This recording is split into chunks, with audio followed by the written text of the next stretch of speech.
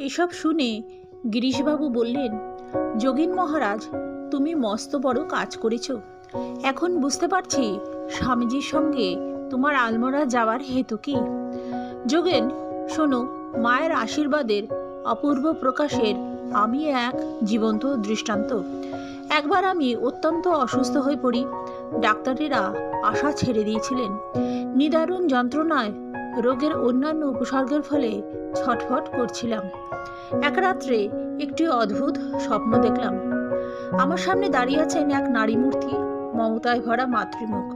তিনি আশ্বাস দিয়ে বললেন, বাছা, শীঘ্রই তোমার অসুখ সেরে যাবে।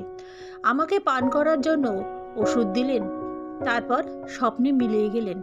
আমি গভীর ঘুমে মগ্ন হয়ে রইলাম দীর্ঘ সময়।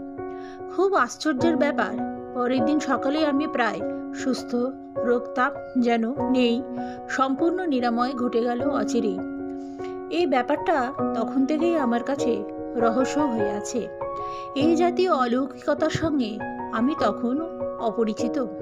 তখনও তো ঠাকুর অথবা মায়ের দর্শনের এবং তাদের আশীর্বাদ লাভের সৌভাগ্য হয়নি।